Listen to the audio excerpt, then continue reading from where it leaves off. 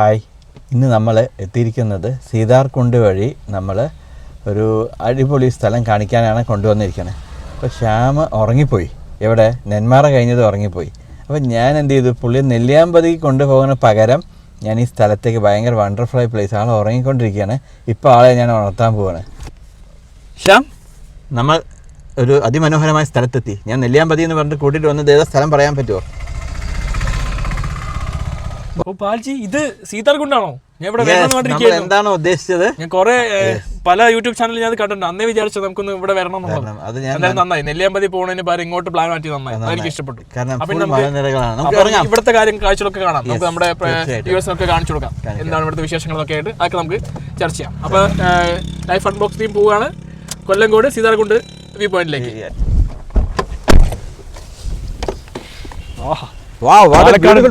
പാലക്കാടൻ കാറ്റ് എന്താ പറയാ, അങ്ങനെ നെല്ലിയാമ്പതി മല കയറിയില്ലെങ്കിൽ നെല്ലിയാമ്പതി മലയുടെ താഴെയുള്ള കൊല്ലങ്കോട് സീതാർകുണ്ടിൽ എത്തിയിരിക്കുകയാണ്. സീതാർകുണ്ടിലേക്ക് പോകുന്ന വഴിയാണ്. അതെ, ഈ പ്ലാൻ എന്തായാലും നന്നായി. നെല്ലിയാമ്പതി എന്നുള്ള പെട്ടെന്ന് പ്ലാൻ മാറ്റി ഇങ്ങോട്ട് എത്തി, എന്തായാലും നല്ല കാര്യം. കാരണം ഇവിടേക്ക് എത്തണമെന്ന് കാണണമെന്നൊക്കെ വിചാരിച്ച് ഇരിക്കുകയായിരുന്നു.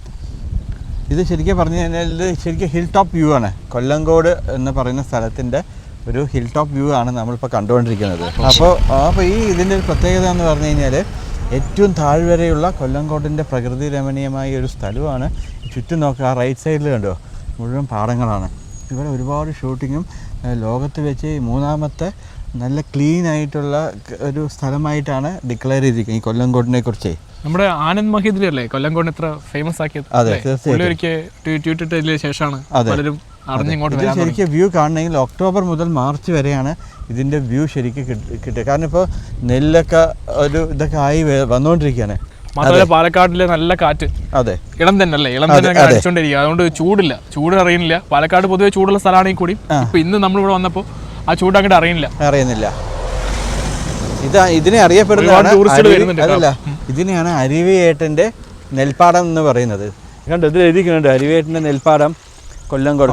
അപ്പോൾ ഇതിൽ ഞാൻ കേട്ടിരിക്കുന്നത് നമ്മുടെ ഈ പണ്ടത്തെ രാമായണത്തിൽ ലക്ഷ്മണൻ, രാമൻ, സീത എന്ന് പറയുന്ന കഥാപാത്രങ്ങളുമായിട്ട് ഇവിടെ ബന്ധമുണ്ട്.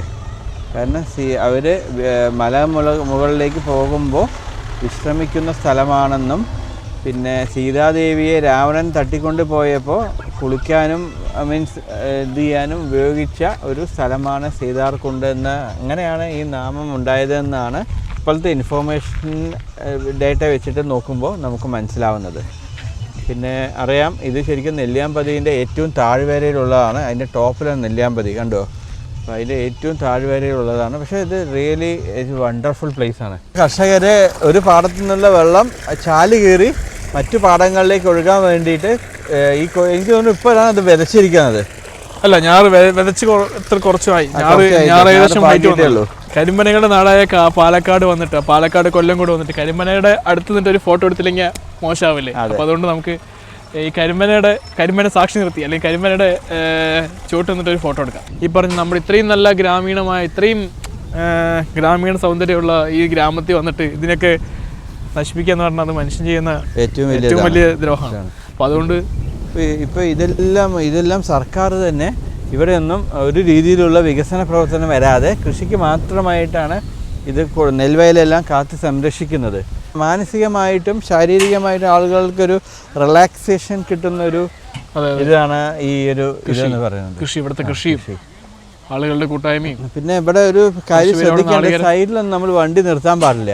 ഇത് സീതാർകുണ്ട് ശരിക്ക് പറയുന്നത് വടക്കഞ്ചേരി നെന്മാറ ഭാഗത്തുള്ള ആളുകൾ ദൂരയാത്രയ്ക്ക് പോകുന്ന സമയത്ത്, പ്രത്യേകിച്ച് തമിഴ്നാട് പോലുള്ള സ്ഥലങ്ങളിലേക്ക് പോകുമ്പോൾ അവരിടയ്ക്ക് ഒന്ന് വിശ്രമിക്കാൻ വേണ്ടി ഇവിടെ സീതാർകുണ്ട് ഈ സ്ഥലം ഉപയോഗിക്കായിരുന്നു അത്രേ. അങ്ങനെയും പറയുന്നത് കേൾക്കുന്നുണ്ട്. ഇവിടുത്തെ ആളുകൾ പറയുന്ന ഒരു കാര്യങ്ങളിലൊന്നാണ്. അവിടുന്ന് ഒരു ചായക്കാരുടെ അവിടെ നമ്മൾ തിരിഞ്ഞു, അതിൻ്റെ തൊട്ട് ലെഫ്റ്റ് സൈഡിലേക്ക് പോയി കഴിഞ്ഞാൽ എത്തുന്ന ഒരു ക്ഷേത്രമുണ്ട്.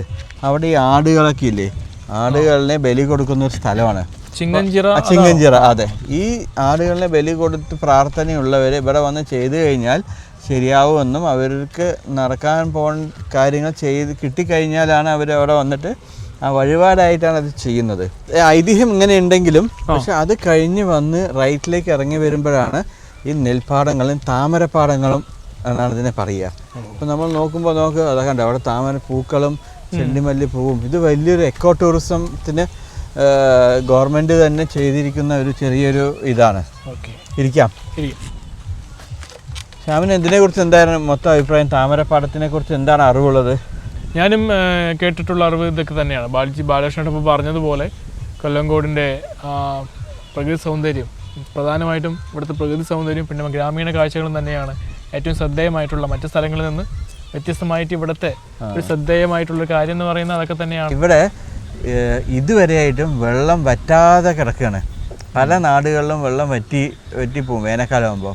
അപ്പോൾ ആളുകൾ വെള്ളത്തിനും മറ്റും ഈ സോഴ്സാണ് ഇവിടുന്ന് ഉപയോഗിക്കുന്നത്. അപ്പോൾ ഇത് മഴയുടെ മുകളിലുള്ള സ്ഥലമാണ്, പൊങ്ങിയ സ്ഥലമാണ്. അപ്പോൾ ഇവിടെ നിന്നാണ് എന്ത് വരുന്നത്, ജലസേചന ആവശ്യമായിട്ടുള്ള വെള്ളവും നോക്കുമ്പോൾ കണ്ടോ. അപ്പോൾ വെള്ളം ഒരിക്കലും വറ്റാത്ത ഉറവുകളുള്ള സ്ഥലമാണ് ഏത് ഈ പറയുന്ന പ്രദേശം. ഞാൻ ഇവിടെ പോയി ഇരിക്കുന്നത് ഒരു പഴയ വീടിൻ്റെയാണ്. അതൊരു പാർട്ടി ഓഫീസ് പോലെ ഉണ്ട് ഇപ്പോൾ കാണാൻ. ഓക്കെ, നന്നായിട്ടുണ്ട്. അപ്പോൾ ഞാനൊന്ന് വിശ്രമിക്കട്ടെ കുറച്ച് നേരം. ശ്യാം വാ, നമുക്കിവിടെ ഇരിക്കാം. തീർച്ചയായിട്ടും. അപ്പോൾ ഞാൻ കുറച്ച് കാര്യങ്ങളും കൂടെ എനിക്ക് ശ്യാമിന് പറഞ്ഞു തരാനുണ്ട്. എന്താണെന്ന് വെച്ചാൽ ഇരിക്കുന്നില്ലേ, നമ്മളേ ഇപ്പോൾ കുറേ പാടങ്ങൾ കണ്ടു. അപ്പോൾ കുറേ വരമ്പുകളും പാടങ്ങളും നല്ല കാഴ്ചയാണ്. എനിക്ക് തോന്നുന്നു പാലക്കാട് ജില്ലയിലെ ഇതുപോലൊരു സ്ഥലം ഞാൻ കണ്ടിട്ടില്ല. കൊല്ലങ്കോടിലാണ് നമ്മൾ കണ്ടത്. പക്ഷേ ഈ കൊല്ലങ്കോടിലൊരു ചരിത്രമുണ്ട്. പണ്ട് കാലങ്ങളിൽ ഇവിടെ മുഴുവൻ കൃഷിയിടങ്ങളായിരുന്നു. ഇവിടെ ഒരു ഫാക്ടറിയോ ഒന്നും ഉണ്ടായിരുന്നില്ല. അപ്പോൾ ഇവിടുത്തെ മെയിൻ സോഴ്സ് ഓഫ് ഇൻകം എന്ന് പറയുന്നത് കൃഷിയാണ്. അത് എന്തിനെ ഡിപ്പെൻഡ് ചെയ്യും? കൃഷിയെ, വെള്ളം, മഴ, അതിനെയൊക്കെ ഡിപ്പെൻഡ് ചെയ്യും. അപ്പോൾ ഈ പ്രദേശത്ത് നോക്കുമ്പോൾ നമുക്ക് എപ്പോഴും കൃഷിയിടങ്ങൾ പൂർണ്ണമായിട്ടും എല്ലാ രീതിയിലും വിളവെടുത്ത് നിൽക്കണം. കണ്ടോ, പാടങ്ങൾ നോക്കുക. എന്തെങ്കിലും ഒരു ആരും കൃഷി ചെയ്യാതെ മട്ടപ്പറമ്പായിട്ട് ഒന്നും ഇട്ടിട്ടില്ല. എല്ലാവരും കൃഷി ചെയ്യുന്നുണ്ട്. ഇതിലത്തെ വെള്ളം വറ്റാത്തതുകൊണ്ട് വേനൽക്കാലത്തും ഇവിടെ സമൃദ്ധിയായിട്ട് നമുക്ക് വന്ന് കാഴ്ചകൾ കാണാൻ പറ്റും. അപ്പോൾ എപ്പോഴും എന്ത് ചെയ്യും, ഇവിടെ ഒരു പച്ചപ്പ് നിലനിൽക്കും. പച്ചപ്പ്, ഗ്രീനറി എപ്പോഴും ഉണ്ടാവും. കണ്ടോ, ഇതൊക്കെ ഇപ്പോൾ നമുക്ക് തണുപ്പ് കാലമാണ്.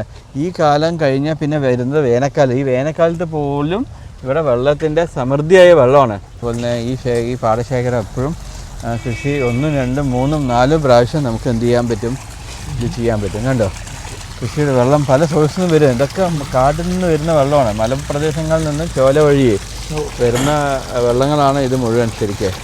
അപ്പോൾ അവർ അത് സ്റ്റോർ ചെയ്തിട്ട് ഇങ്ങനെ എടുത്തു. അതെ, ഡാം വഴിയും ഇതെല്ലാം പോയി വീഴുന്നത് ഡാമിലേക്കാണ്. ഡാമല്ലേ, അടുത്താണ് ഡാമുകളൊക്കെ ഉണ്ട്. അപ്പോൾ ഇവിടെ നോക്കുമ്പോൾ കാണാം അവിടെ നിന്ന് വെള്ളം ഒഴുകി. തീർച്ചയായിട്ടും അത് അങ്ങനെ കാണാനും. അത് മുകളിലേക്ക് നോക്കുക, ഏറ്റവും മുകളിലേക്ക് കണ്ടോ, അവിടെ കണ്ടോ വെള്ളം ഒഴുകുന്ന ചോലകൾ കണ്ടോ. അതാണ്ടോ, നമുക്ക് ഇവിടെ കാണുമ്പോൾ ചെറിയൊരിതുപോലെ അത് ശരിക്കും നിറയെ വെള്ളം പോകുന്നുണ്ട്. ആ ഏരിയ ഉണ്ടോ, ആ ഏരിയ ധാരാളം വെള്ളം പോയി ഇതിൽ നിന്ന്. അപ്പോൾ മലപ്രദേശത്ത് വരുന്ന വെള്ളമാണ് ഇവിടുത്തെ ജലസേചനത്തിന് കൂടുതലായിട്ട് ഉപയോഗിക്കുന്നത്. താമരപ്പാടത്തിൻ്റെ ഏറ്റവും വലിയ പ്രത്യേകത ശ്യാം എന്താണ് തോന്നുന്നത്? ഞാൻ വന്നതിന് ശേഷം മനസ്സിലാക്കിയ കാര്യം, ഒരുപാട് കല്യാണമൊക്കെ ആയിട്ട് ബന്ധപ്പെട്ട് കപ്പിൾസ് സേവ് ദ ഡേറ്റ് അങ്ങനെയുള്ള കാര്യങ്ങളൊക്കെ ഷൂട്ട് ചെയ്യാൻ വേണ്ടി ഈ സ്ഥലം പ്രയോജനപ്പെടുത്തിക്കൊണ്ടിരിക്കുന്നു എന്നാണ് ഒരു കാര്യം എനിക്ക് മനസ്സിലാക്കാൻ പറ്റിയിട്ടുള്ളൂ. അതെ, വേറെ പിന്നെ ഇതിൽ നിറയെ പൂക്കളുണ്ട്. ചെണ്ടിമല്ലി പൂ കണ്ടോ. അപ്പോൾ ഇതെല്ലാം ചെണ്ടിമല്ലി. പിന്നെ അവിടെ ഒരു കൊല്ലങ്കോട്, ഐ ലവ് കൊല്ലങ്കോട് എന്ന് ഇട്ടിട്ടുണ്ട്. പക്ഷെ അവിടെയാണ് ആക്ച്വലി ഇതെല്ലാം നടക്കുന്നത്. അപ്പോൾ ഇതിന് നമുക്ക് എൻട്രി ഫീസ് ഉണ്ട്. എൻട്രി ഫീസ് എന്ന് പറഞ്ഞാൽ 30 രൂപ മുതലാണ് ഒരാൾക്ക് അതിൻ്റെ ഉള്ളിലേക്ക് എൻ്റർ ചെയ്യാൻ വേണ്ട പൈസ. ശരിക്കും ഈ ചെണ്ടുമല്ലി വെച്ച് പാടത്തിൻ്റെ വരമ്പത്ത് ചെണ്ടുമല്ലി വെച്ച് പിടിപ്പിക്കുന്നതിന് 2 ഗുണങ്ങളുണ്ട്. ഒന്ന്, ഭംഗിക്ക് ഇവിടെ വരുന്ന ടൂറിസ്റ്റുകളെ അട്രാക്ട് ചെയ്യാൻ വേണ്ടിയിട്ട് ഒന്ന്. രണ്ടാമത്, കൃഷിയുമായി ബന്ധപ്പെട്ടൊരു കാര്യം പറയുകയാണെങ്കിൽ ഈ വിള നശിക്കാൻ വരുന്ന ചില കീടങ്ങളുണ്ടാവും. അതെ, ആ കീടങ്ങളെ അട്രാക്ട് ചെയ്യാൻ വേണ്ടിയിട്ടാണ്. അപ്പോൾ പൂക്കൾ വെച്ച് പിടിപ്പിച്ച ആ കീടങ്ങൾ അത് അറ്റാക്ക് ചെയ്യും. ഇപ്പം നെല്ലിൻ്റെ ഈ കതിരും മറ്റുമൊക്കെ സംരക്ഷിക്കാൻ വേണ്ടി കർഷകർ ചെയ്തിട്ടുള്ള നല്ലൊരു ഇൻഫർമേഷൻ ആണ്. ഓ വാവ്, നെല്ലിക്ക. ഓ മൈ ഗോഡ്, ഇത് ടേസ്റ്റ് ചെയ്യാൻ ആഗ്രഹിച്ച് നടന്നാണ്. അത് കിട്ടിയല്ലോ. ചേച്ചി ഒരു നെല്ലിക്ക തരൂ, ഒന്ന് ടേസ്റ്റ് നോക്കാനേ. ഇട്ടിട്ട് ഓ നനഞ്ഞാണല്ലേ. എന്നാ ശ്യാമ കഴിച്ചു നോക്ക്. ശ്യാമിന് ഭയങ്കര വൃത്തിയുള്ളത് കൊണ്ടേ എടുക്കുമ്പോൾ ഒരു പ്രശ്നമാണ്. എങ്ങനെയുണ്ട് ടേസ്റ്റ് ചെയ്തിട്ട്? ഓ അടിപൊളി. അടിപൊളി. നമ്മുടെ ക്യാമറമാൻ ഉണ്ട്, ആളിതിൽ ഹൈഡ് ചെയ്തിരിക്കുകയാണ്. അതാ നന്നായിട്ടുണ്ട്, സൂപ്പറായിട്ടുണ്ട്. നല്ല പുളിപ്പും ഉപ്പൊക്കെ ഇട്ടിട്ടേ ശരിക്കും പിടിച്ചിട്ടുണ്ട് നെല്ലിക്ക. ഒരു മഴ, ശീതള മഴ പെയ്തു. ശീതളം അല്ലേ? ശീതള മഴ. അടിപൊളി നെല്ലിക്കാട്ടാ. പണ്ടൊരു പഴഞ്ചൊല്ലി ഉണ്ട്, ആദ്യം കഴിക്കും പിന്നെ മധുരിക്കും. 3 ചായ.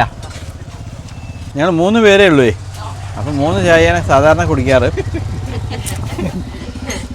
തമാശ പറയാനേ, നമ്മൾ ജീവിതത്തിൽ തമാശ അല്ലാണ്ട് പിന്നെ എന്താ ഉള്ളത്? ഇതിപ്പോൾ വൈകുന്നേരം ഉണ്ടാക്കിയതാണല്ലേ? ഓ, കായ ബജി. ആഹാ, നല്ല ചമ്മന്തി ഇടാ. ഇതെടുക്ക്. ഞാൻ പഴംപൊരി ആക്കി. അത് വേണം, അതെടുക്കണ്ടേ? ഇവർ രണ്ടുപേരും ബജി കഴിക്കുമ്പോൾ ഞാൻ സൂപ്പർ ബജി ഇട്ടാ. ഓ, ഇടാം.